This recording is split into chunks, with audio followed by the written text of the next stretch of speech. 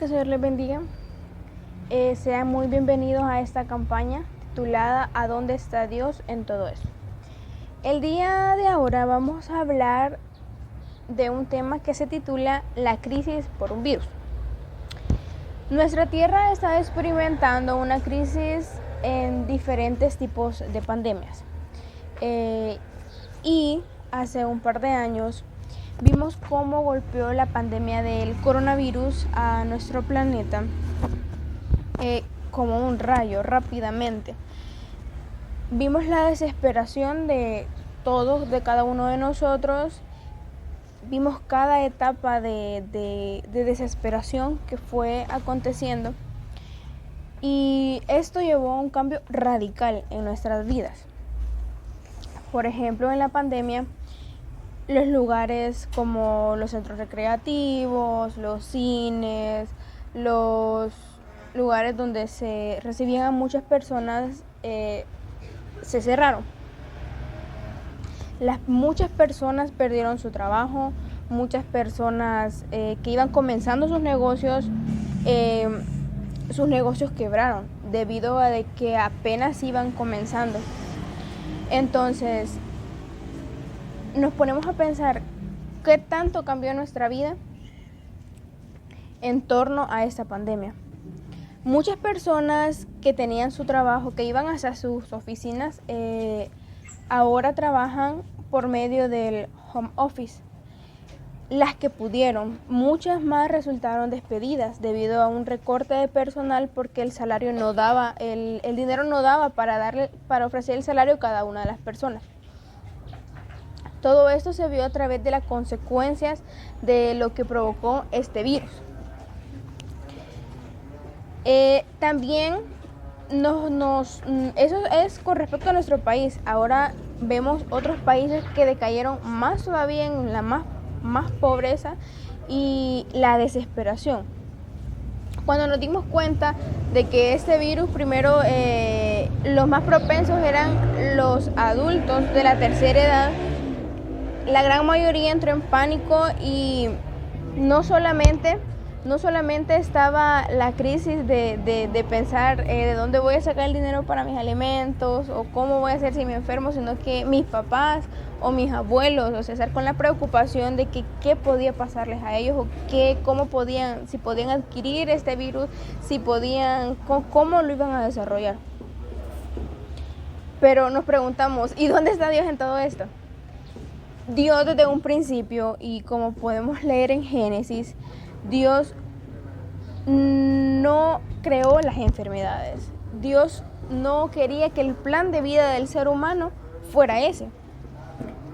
Sin embargo, nosotros nos vamos a la Biblia y ahí podemos ver en Génesis 1:31, donde dice que al final de la semana, al final de la creación, cada vez Jesús dijo, y creó Dios en gran manera, o era muy bueno en gran manera.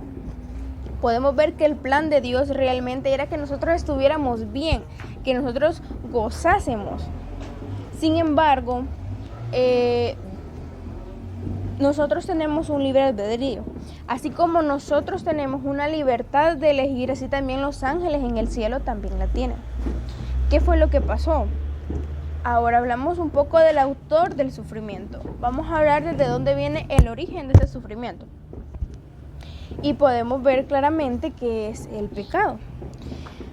Desde un principio en el cielo estaba Lucifer, que era un ángel bello, precioso, hermoso, que estaba junto con el Padre, el Hijo y el Espíritu Santo. Sin embargo, la envidia de él fue mucha, donde el amor de él fue muy poco y pudo más las malas intenciones de él, que dijo, no es posible que solamente ellos tengan todo el poder, yo quiero más.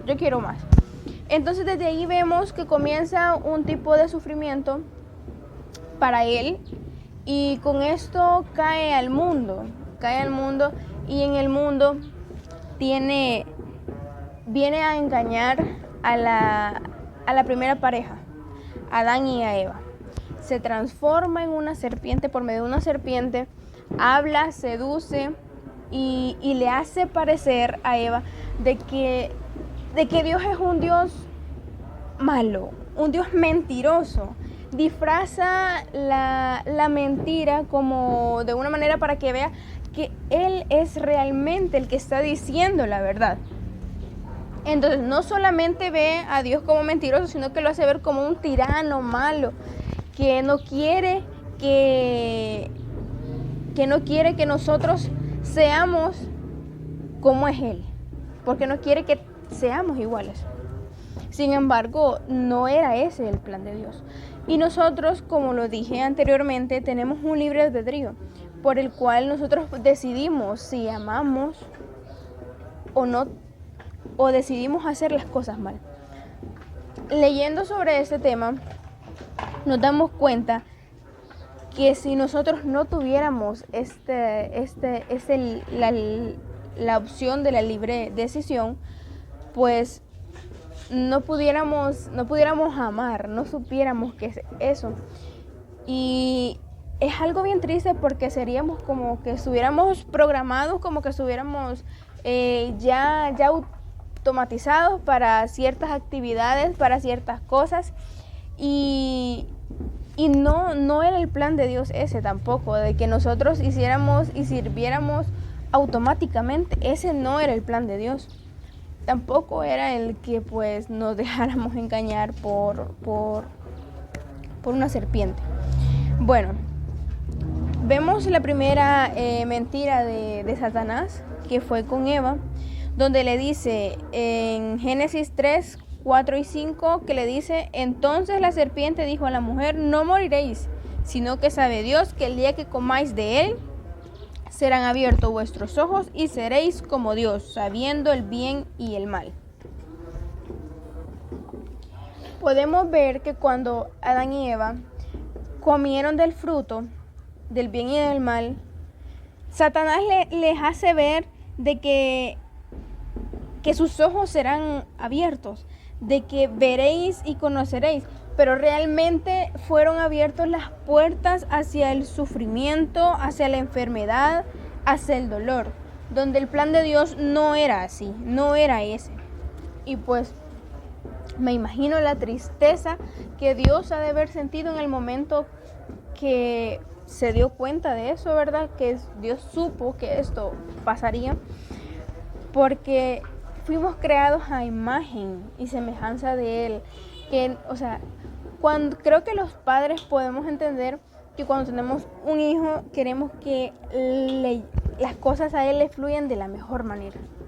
Y creamos, si es posible, un plan de vida para estos niños y que ellos puedan conllevar su carrera, puedan hacer ciertas actividades.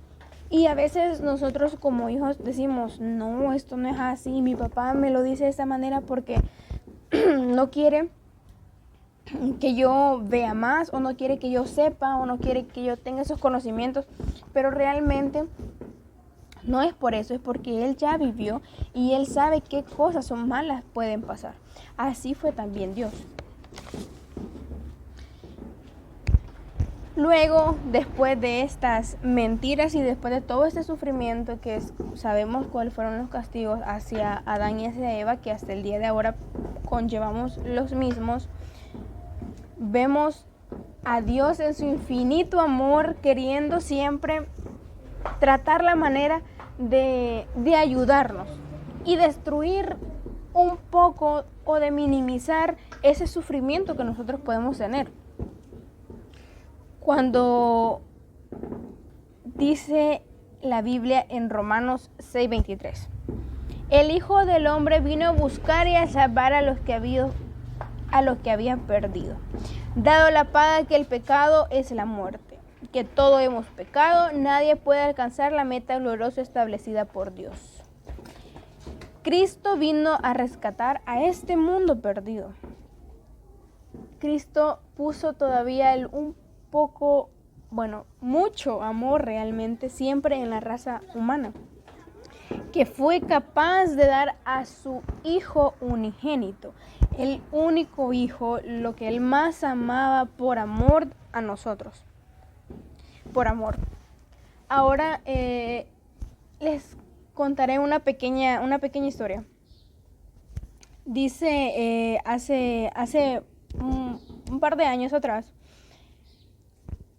en el lugar de Miami, en Los Ángeles, había un tren de 8 furgones. Y la vía del tren estaba